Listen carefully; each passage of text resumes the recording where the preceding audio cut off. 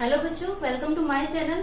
तो last video में हमने 10th क्लास साइंस का सेकंड चैप्टर स्टार्ट कर दिया था, जिसका नाम है एसिड, बेस एंड सॉल्ट। उसमें हमने पढ़ा था एसिड क्या होते हैं, बेस क्या होते हैं, दोनों का डिफरेंस देखा था। उसके बाद हमने इंडिकेटर्स के बारे में पढ़ा था, ठीक है, जिसमें हमने 2-3 टाइप के इंडिकेटर पढ़े थे और हमने यूनिवर्सल इंडिकेटर पीएच स्केल को भी वहां पे पढ़ लिया था। ठीक है, चलिए अब आगे बढ़ते हैं। तो आपका नेक्स्ट टॉपिक है how do acid and base react with metal. लिख देती हूं मैं, how do acid and base react with metal. ठीक है, तो एसिड और बेस मेटल के साथ कैसे रिएक्शन करते हैं, अम्ल और क्षार धातु के साथ कैसे क्रिया करते हैं, अम्ल और क्षार धातु के साथ कैसे क्रिया करते हैं, क्रिया या अभिक्रिया करते हैं, दोनों ही आ सकते हैं। ठीक है, चलिए आपके में एक एक्टिविटी दी हुई है 2.3। उसमें क्या कर रखा है, आपके पास एक टेस्ट ट्यूब दे रखी है, उसमें कह रहा है जिंक ग्रेनुअल्स हैं, Zn जिंक ग्रेनुअल्स। ठीक है, तो जिंक ग्रेनुअल बना लीजिए, मान लीजिए जिंक ग्रेनुअल है और इसमें बोल रहा है कि एसिड है, कोई सा भी एसिड आप ले सकते हो, HCl ले सकते हो, H2SO4 ले सकते हो। तो एसिड डाला हुआ है, उसमें आपने जिंक ग्रेनुअल डाल दिए। ठीक है, चलिए अब क्या कर रहा है कि यहाँ पे एक कॉर्क लगा दी गई है, उस कॉर्क में से एक छोटा सा पाइप यहां से पार कर दिया गया है। ठीक है,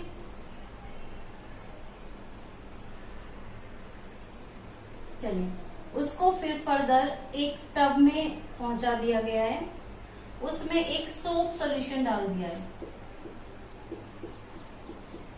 आप सबको पता है ना, जो पानी का जो सॉल्यूशन होता है, पानी में आप साबुन घोल देते हो तो वहां बहुत ज्यादा जग बनते हैं, तो इसको फिर इस तरह से। ठीक है, अब होगा क्या, यहाँ पे रिएक्शन होगी, मान लो हमने H2SO4 डाल दिया, तो रिएक्शन होगी आपके पास Zn प्लस H2SO4, ये आपका रिएक्शन बनाएगा ZnSO4 प्लस H2, ये गैस होती है आपके पास। ठीक है, अब यहां से कॉर्क बंद है, यहां से क्या हुआ, हाइड्रोजन गैस ऊपर उठी, क्योंकि ये सॉल्यूशन से लाइट है, डेंसिटी कम है इसकी, इधर पहुंची। ठीक है, यहां पहुंची, इधर पहुंची, इस टब में पानी भर रखा है सोप वाला। ठीक, अब क्या होगा, ये गैस ऊपर उठने की कोशिश करेगी, जैसे ये ऊपर उठने की कोशिश करेगी, ये सोप सॉल्यूशन की वजह से बबल का फॉर्म ले लेगी, बबल फॉर्म में आ जाएगी। ठीक है, अब हम क्या करेंगे, इसके पास एक जलती हुई तिल्ली लेके आएंगे। ठीक है, और हम देखेंगे कि ये बहुत लाउड जलने लगती है, वो भी पॉप की साउंड के साथ। तो जो ये पॉप की साउंड होती है, ये पहचान होती है आपकी हाइड्रोजन गैस की। तो इसका मतलब है, हम कह सकते हैं कि जब भी एसिड, अम्ल प्लस धातु, मेटल, धातु की क्रिया होती है, तो आपको क्या मिलता है, ये ZnSO4, ये क्या है यहाँ पे, सॉल्ट, सॉल्ट मिलता है, लवण, प्लस आपको मिलता है H2 गैस, हाइड्रोजन गैस। ठीक है, तो ये हमने एक तरह से समराइज कर दिया कि जब भी कोई एसिड किसी मेटल के साथ रिएक्ट करेगा तो वो सॉल्ट देगा और साथ में हाइड्रोजन गैस देगा। ठीक है, जब हम बात करते हैं नॉन मेटल की, ये तो बेस की, ये तो एसिड हो गया, एसिड ने तो रिएक्शन कर ली, लेकिन जो नॉर्मली जो बेस होते हैं वो मेटल के साथ रिएक्शन नहीं करते। लेकिन आपकी बुक में कुछ ही बेस होते हैं जो मेटल के साथ रिएक्शन करते हैं, वो भी लिमिटेड मेटल के साथ। तो एक रिएक्शन दी हुई है Zn प्लस NaOH। ठीक है, ये बेस है, सोडियम हाइड्रोक्साइड, ये मेटल है, जिंक। ठीक है, तो आफ्टर रिएक्शन आपके पास बनता है सोडियम जिंक, जिसका फॉर्मूला है Na2ZnO, और इसके साथ ZnO के साथ उसके साथ बनता है हाइड्रोजन, मतलब ये आपके पास बन गया सोडियम जिंकेट, ये हाइड्रोजन गैस। लेकिन नॉर्मली जो बेस होते हैं वो मेटल के साथ रिएक्शन नहीं करते। आपके पास अगर क्वेश्चन आएगा तो मेटल और एसिड का आएगा, उसकी रिएक्शन करवा के देखेंगे। ठीक है, चलिए नेक्स्ट पॉइंट पे बढ़ते हैं। पहला टाइप हो गया। नेक्स्ट पॉइंट है आपका हाउ मेटल कार्बोनेट या फिर हाइड्रोजन कार्बोनेट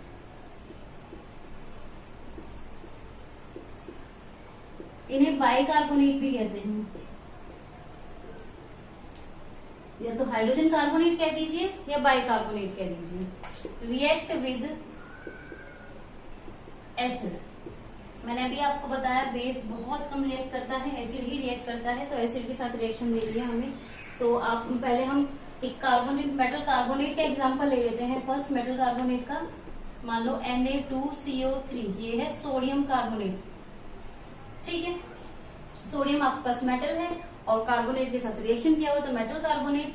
अब उसको हम एसिड के साथ रिएक्ट कराते हैं, मान लो HCl के साथ, तो आपके पास क्या बनेगा, ये वाला Cl सोडियम के साथ आ जाएगा, तो NaCl प्लस CO2 गैस अलग से निकलेगी प्लस क्या बचा आपके पास H2O वाटर। ठीक है, ये लिक्विड फॉर्म में होता है, ये गैस फॉर्म में होता है, ये सॉलिड फॉर्म में होता है। ठीक है, तो जब भी मेटल कार्बोनेट किसी ऐसी, ये है मेटल कार्बोनेट, मेटल कार्बोनेट नाम क्या है इसका, सोडियम कार्बोनेट। ये एसिड है, ये आपको यहाँ मिला सॉल्ट और यहाँ पे आपको मिला CO2 plus H2O, salt plus water plus carbon dioxide gas. Bicarbonate का एग्जांपल लेते हैं, NaHCO3, बाइकार्बोनेट मतलब ये HCO3 से और कार्बोनेट CO3। ठीक है, फिर से HCl डाल देते हैं, आफ्टर रिएक्शन क्या मिलेगा आपको, फिर से सेम चीज मिलेगी, NaCl plus CO2 plus H2O, फिर से वो ही सॉल्ट मिल गया आपको, CO2 गैस मिल गई, वाटर मिल गया। ठीक है, ये है क्या है आपका मेटल बाइकार्बोनेट या फिर मेटल हाइड्रोजन कार्बोनेट।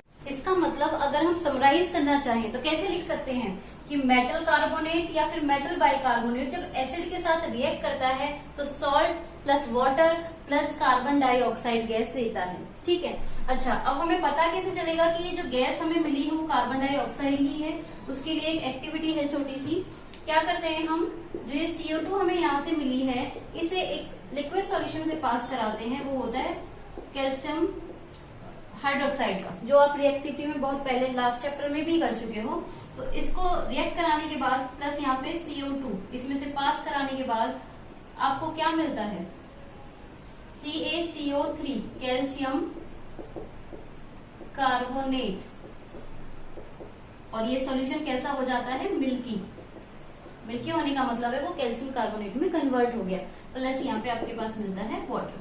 ठीक है, तो इससे हमें पता चल जाता है कि हमें जो गैस मिली है वो क्या है, कार्बन डाइऑक्साइड गैस है। ठीक है, अगर फर्दर इस वाले प्रोडक्ट में मैं और CO2 पास कराती हूँ, अच्छा ये होती है PPT की फॉर्म में, मतलब प्रेसिपिटेट की फॉर्म में, जो इनसॉल्युबल इन वाटर होती है, लेकिन फर्दर और CO2 हम इसी सॉल्यूशन से पास करा दे रहे हैं तो आपको मिलेगा CaHCO3 ठीक है, और ये जो आपको मिलता है अब प्रोडक्ट, ये होता है सॉल्युबल इन वाटर, और कैल्शियम कार्बोनेट की बात करें तो ये कैसा होता है, इनसॉल्युबल इन वाटर। ठीक है, यहाँ तक समझ आया है सभी को। समराइज कर सकते हैं कि मेटल कार्बोनेट, मेटल बाइकार्बोनेट जब भी एसिड के साथ रिएक्ट करती हैं तो salt plus CO2 plus water देती है। चलिए नेक्स्ट टॉपिक पे बढ़ते हैं। थर्ड है आपका how acid react with base. Acid की और बेस की आप रिएक्शन कराओगे तो कैसे रिएक्शन होगी वो आपको देखना है। How acid react with base, अम्ल क्षारकों के साथ कैसे अभिक्रिया करते हैं।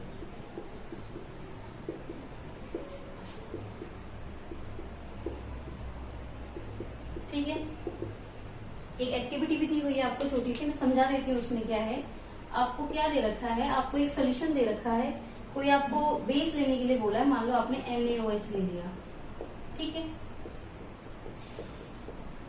बेस लेने के बाद आपको बोल रहा है कि इसमें आप फिनोफ्थलीन डालिए। फिनोफ्थलीन एक इंडिकेटर होता है, फिनोफ्थलीन, ठीक है। इंडिकेटर ये क्या करता है, जैसे ये इस बेस में पड़ता है तो ये इसका कलर कर देता है पिंक, ठीक है, पिंक कलर आ गया। अब ये क्या कह रहा है, धीरे धीरे इस सोल्यूशन में कुछ ड्रॉप डालिए आप एसिड की। जैसे ही हमने इसमें एसिड की ड्रॉप डालनी शुरू करी, मान लीजिए HCl हम डाल रहे हैं, तो इसका जो पिंक कलर है वो धीरे धीरे कम होना शुरू कर देगा, लाइट होना शुरू कर देगा, फेड होना शुरू कर देगा। और एक टाइम ऐसा आएगा जब इसका जो पिंक कलर है वो पूरी तरह से डिसअपियर हो जाएगा, ये एक ट्रांसपेरेंट सोल्यूशन बन जाएगा। क्यों हुआ ऐसा, तो आपके पास पहले NaOH था, ये बेस था, ठीक है, आपने इसमें इंडिकेटर डाला तो ये पिंक हो गया। लेकिन जैसे ही आपने इसमें एसिड डालना शुरू किया तो जो इस बेस के जो OH नेगेटिव आयंस थे उसे इस एसिड के जो H पॉजिटिव आयंस थे उन्होंने बैलेंस करना शुरू कर दिया, ठीक है।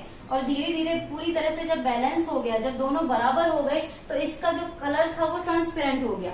अच्छा, फिर से वो कह रहा है कि अगर दोबारा से हम इसमें NaOH डालना शुरू करें ड्रॉप वाइज, ठीक है, मतलब अभी ये बैलेंस था, लेकिन अब हमने क्या करा, NaOH डालना शुरू कर दिया, इसका मतलब OH नेगेटिव आयन फिर से बढ़ने लगे, तो इसका मतलब अब क्या होगा, OH नेगेटिव आयन बढ़ने से ये जो पूरा सोल्यूशन अब कैसा होने लगेगा, बेसिक होने लगेगा नेचर में। और बेसिक होने लगेगा तो फिनोफ्थलीन इसके साथ फिर से कौन सा कलर देगी, पिंक कलर, तो इसमें फिर से दोबारा से पिंक कलर आना शुरू हो जाएगा। तो रिएक्शन लिख के दिखा देते हैं, HCl plus NaOH। After reaction आपको मिलेगा NaCl प्लस H2O। मतलब आपने क्या करा, अम्ल मतलब एसिड लिया, क्षार मतलब बेस लिया, आफ्टर रिएक्शन आपको मिला यहाँ पे सॉल्ट और प्लस वाटर।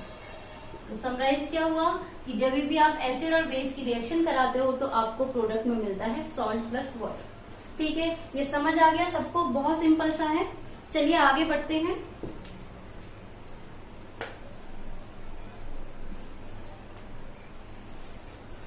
तो नेक्स्ट है आपका रिएक्शन ऑफ, ये फोर्थ पार्ट है, of metallic oxide, metallic oxide with acid, ठीक है। मतलब धातु ऑक्साइड की आपको एसिड के साथ, मतलब अम्ल के साथ रिएक्शन करानी है। तो मेटल जैसे कि आपके पास Mg होता है, O, ये हो गया इसका मेटल ऑक्साइड, मैग्नीशियम ऑक्साइड। अब इसमें अगर हम एसिड डाल देते हैं HCl, तो आपके पास आफ्टर रिएक्शन बनता है MgCl2 प्लस आपको मिलेगा यहाँ पे H2O। इसका मतलब आपने क्या लिखा, समराइज कैसे करेंगे इसे, metal oxide plus acid, after reaction आपको क्या मिला, ये क्या मिला आपको, सॉल्ट प्लस वाटर, ठीक है, ये मिल गया आपको। अच्छा, अभी आपने एक रिएक्शन करी थी एसिड विद बेस, उसके साथ आपको क्या मिला था, सॉल्ट और वाटर। यहाँ पे भी आपको सॉल्ट और वाटर मिल रहा है। इसका मतलब यहाँ हमारे पास एक एसिड तो है, इसका मतलब जो मेटल ऑक्साइड है ये आपको बेस की तरह काम कर रहा है, ठीक है। तो नई चीज हमें यहाँ से क्या सीखने को मिली कि जो मेटल ऑक्साइड होते हैं, सारे मेटल ऑक्साइड जो होते हैं वो कैसे होते हैं, बेसिक इन नेचर होते हैं, ठीक है। समझ आ रहा है यहाँ तक सभी को। और भी रिएक्शन आप ले सकते हैं, जैसे CaO, ये कैल्शियम मेटल है, ठीक है, ऑक्सीजन इसके साथ मिल गया तो मेटल ऑक्साइड हो गया, इसके साथ HCl की रिएक्शन करा दो, फिर से वही CaCl2 प्लस H2O, फिर से वही सॉल्ट और वाटर। इसका मतलब मेटल ऑक्साइड किसकी तरह काम कर रहा है, बेस की तरह, ठीक है। लास्ट पॉइंट है इसका, of non metallic oxide, reaction of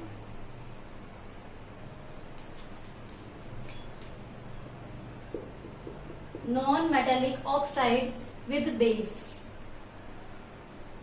मतलब जो नॉन मेटल होते हैं उनकी ऑक्साइड बेस के साथ कैसे रिएक्शन करते हैं। इसकी रिएक्शन बहुत इजी है, आपने पहले कर रखी है। सी कार्बन जो होता है वो एक नॉन मेटल होता है, ठीक है। अब हमने क्या करा है, नॉन मेटल के साथ ऑक्सीजन, उसका ऑक्साइड बनाया तो CO2 कार्बन डाइऑक्साइड, इसके साथ आपको बेस लेना है CaOH2। ये वाली रिएक्शन आपको बहुत काम आ रही है, बार बार यूज हो रही है, ठीक है। तो ये क्या करेगा, CaCO3 बनता था, कैल्शियम कार्बोनेट, और H2O बनता था, ठीक है। फिर से आप समराइज करो, ये क्या है, नॉन मेटेलिक ऑक्साइड, ठीक है, प्लस बेस। आफ्टर रिएक्शन आपको क्या मिला, सॉल्ट प्लस वाटर, ठीक है। ये प्लस है और वो T है, सॉल्ट, ठीक है। इसका मतलब है आपको फिर से वही एसिड और बेस वाला प्रोडक्ट मिल गया कि एसिड और बेस रिएक्ट करते हैं, सॉल्ट और वाटर मिलता है आपको। इसका मतलब बेस तो आपके पास है, इसका मतलब है कि जो नॉन मेटल ऑक्साइड है उसका नेचर कैसा होता है, एसिडिक। तो हमें दो नई चीज पता मिली कि नॉन मेटेलिक ऑक्साइड क्या होते हैं, एसिडिक इन नेचर, और मेटेलिक ऑक्साइड होते हैं बेसिक इन नेचर, ठीक है। आई होप आपको यहाँ तक समझ आया होगा। आगे नेक्स्ट वीडियो में हम इस चैप्टर को कंटिन्यू करेंगे। अगर आपको ये वीडियो अच्छी लगती है, मेरा समझाना अच्छा लगता है, तो प्लीज चैनल को लाइक, शेयर एंड सब्सक्राइब कीजिए और बेल आइकन को दबाना मत भूलिए। Thank you.